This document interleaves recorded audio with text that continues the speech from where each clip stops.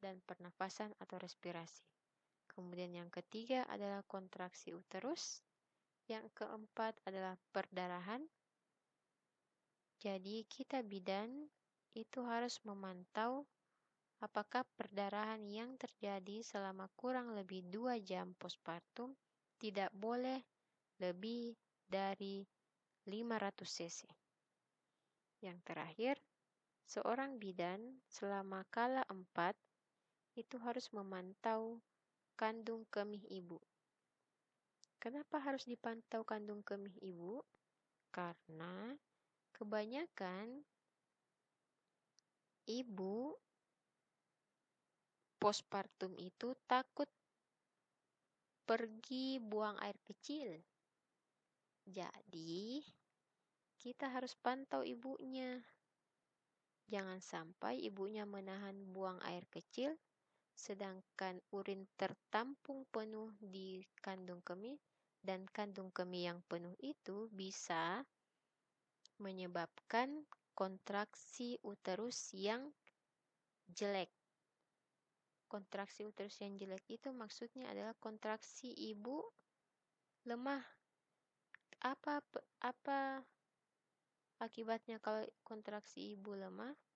Maka akan terjadi perdarahan postpartum primer. Jadi, secara singkat, tahapan persalinan itu ada 4 kala. Kala 1, kala 2, kala 3, dan kala 4. Kala 1 dimulai dari adanya kontraksi atau pembukaan 0 sampai dengan pembukaan lengkap atau pembukaan 10 cm. Kala 2 itu pembukaan lengkap sampai dengan lahirnya bayi. Kala 3, lahirnya bayi sampai dengan lahirnya plasenta. Sedangkan kala 4, lahirnya plasenta sampai dengan 2 jam postpartum. Lanjut ke subpokok bahasan selanjutnya, yaitu tujuan asuhan persalinan. Apa sebenarnya goal kita sebagai bidan dalam memberikan asuhan persalinan? Tujuannya adalah kita bidan berusaha untuk mengupayakan kelangsungan hidup ibu dan bayi untuk mencapai derajat kesehatan yang tinggi dengan berbagai upaya yang terintegrasi dan lengkap, serta dengan intervensi yang minimal. Maksudnya apa?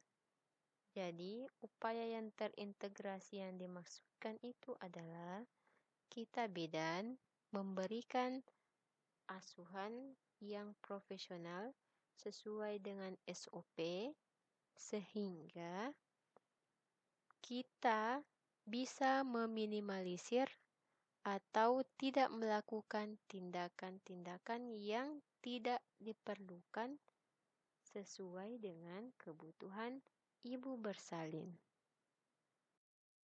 Next, slide selanjutnya. Upaya terintegrasi yang dimaksudkan dalam tujuan asuhan persalinan tersebut yang tadi kita bahas adalah itu ada 10 poin. Yang pertama itu pencegahan infeksi. Kemudian yang kedua pemberian asuhan rutin dan pemantauan selama persalinan setelah bayi lahir, termasuk penggunaan partograf. Yang ketiga pemberian asuhan sayang ibu selama persalinan, pasca persalinan, dan nifas. Poin keempat, upaya seorang bidan dalam menyiapkan rujukan ibu bersalin ataupun bayinya ketika mengalami komplikasi dan tidak bisa ditangani lagi oleh kita sebagai bidan di tempat kita melakukan pelayanan.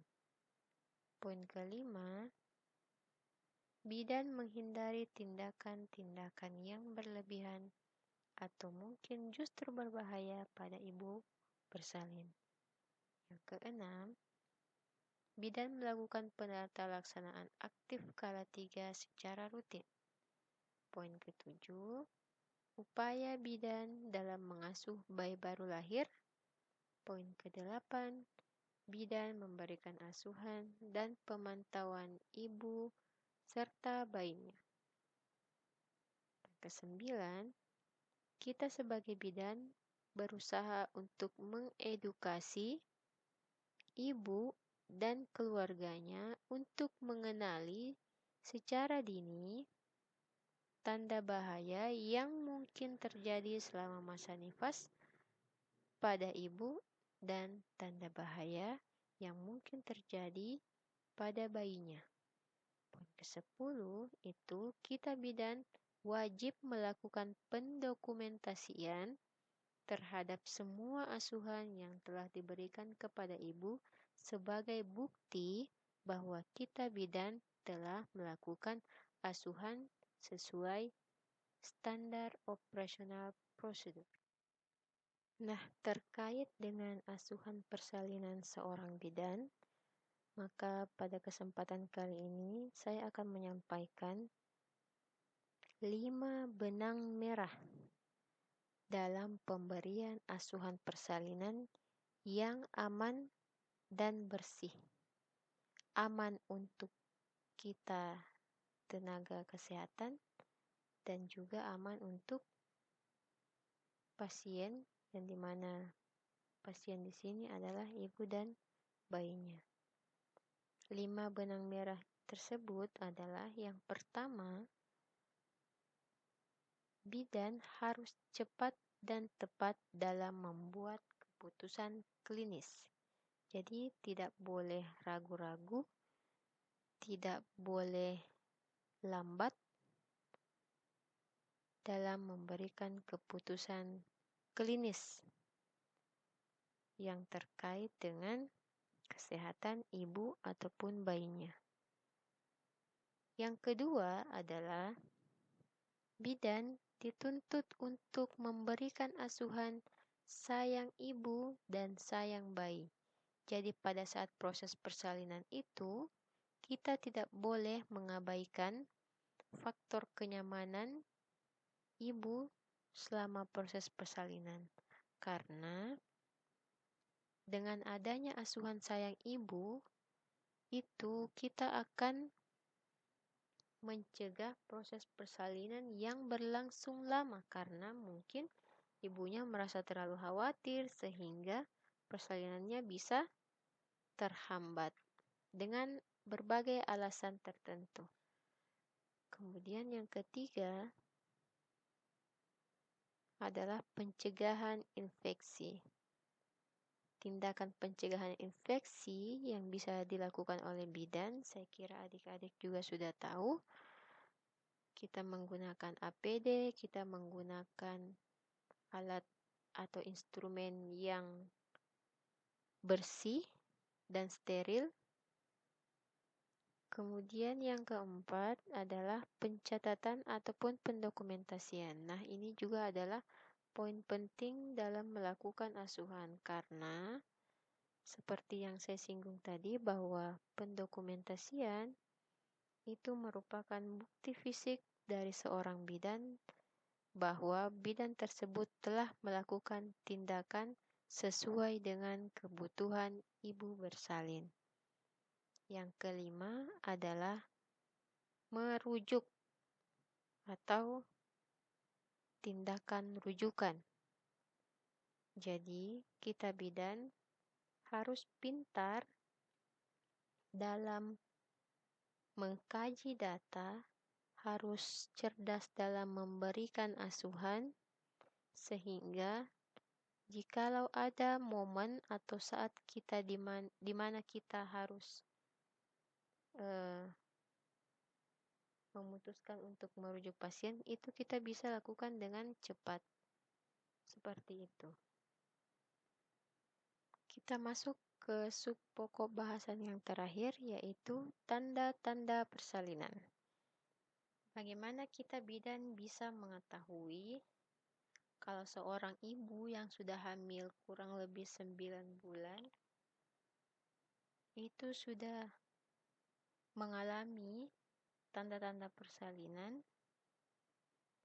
Jadi, dalam ilmu kebidanan, tanda-tanda persalinan itu setidaknya ada 4 macam. Yang pertama ada lightening, kemudian ada false labor, yang ketiga ada perubahan serviks, kemudian yang keempat adalah bloody show. Pertama-tama kita bahas lightening dulu. Lightening adalah perasaan nyeri yang dirasakan oleh seorang ibu pada anggota tubuh bagian bawah yang disebabkan adanya penurunan bagian terbawah janin ke dalam rongga panggul. Perasaan nyeri tersebut biasanya dirasakan oleh ibu 2 minggu sebelum persalinan. Anggota tubuh bagian bawah yang dimaksud di sini adalah misalnya panggul ataupun bokong dan paha. Lanjut, tanda persalinan berikutnya yaitu false labor. False labor adalah his pendahuluan atau biasa juga dikatakan atau disebut dengan his palsu. His palsu ini sifatnya yang pertama, perasaan nyeri dirasakan oleh ibu di perut bagian bawah. Nyeri tersebut dirasakan tidak teratur. Misalnya, pada pukul 12 siang, ibu merasakan nyeri di perut bagian bawah. Kemudian nyeri tersebut beberapa menit kemudian hilang. Kemudian timbul lagi 2 jam berikutnya. Setelah timbul 2 jam berikutnya, timbul lagi mungkin 3 jam setelahnya. Itu yang dimaksud dengan tidak teratur. Kemudian his palsu ini bisa dikenali dengan sifatnya yang pendek dan tidak bertambah kuat. Jadi kalau his ataupun kontraksi yang asli itu hisnya panjang dan semakin lama semakin kuat dirasakan oleh ibu. Tapi kalau his palsu ini dia hisnya pendek dan tidak bertambah kuat. His palsu sifatnya tidak mempengaruhi pembukaan serviks. Jadi kalau his asli itu ketika terjadi kontraksi maka akan menyebabkan pembukaan serviks atau dilatasi serviks yang bisa kita ketahui melalui pemeriksaan dalam. Lanjut ke tanda persalinan berikutnya yaitu perubahan serviks. Pada saat mendekati persalinan, serviks akan semakin matang. Semakin matang yang dimaksudkan adalah serviks akan mengalami penipisan dan pembukaan. Bagaimana caranya kita bisa mengetahui bahwa serviks si ibu ini sudah mengalami penipisan? Caranya adalah dengan melakukan pemeriksaan dalam atau biasa juga dikenal dengan VT, vaginal touch. Lanjut ke tanda persalinan yang terakhir yaitu bloody show. Bloody show ini adalah lendir disertai darah yang keluar dari jalan lahir. Dengan adanya penipisan dan pembukaan serviks tadi, lendir dari leher rahim itu akan keluar disertai dengan sedikit darah melalui vagina. Adanya perdarahan yang sedikit itu disebabkan karena adanya selaput janin yang lepas pada segmen bawah rahim. Bagaimana caranya kita ketahui bahwa sudah ada pengeluaran darah dan lendir dari ibu? Ya, kita tanya sama ibunya. Kalau ada ibu yang datang sama kalian, terus mengeluh sakit perut bagian bawah, kita tanya juga apakah sudah keluar lendir disertai darah. Kalau ibunya menjawab lendir, hanya lendir saja, maka biasanya itu belum masuk dalam proses persalinan. Jadi, biasanya ibu yang sudah siap menghadapi proses persalinan itu, dari vaginanya akan keluar lendir disertai dengan darah. Seperti itu. Oke adik-adik, saya kira cukup materi kita kali ini. Jadi, saya harap setelah mendengar penjelasan ini, kalau memang misalnya masih ada yang ingin ditanyakan, tolong ajukan pertanyaannya di forum diskusi di Kelase. Saya tunggu.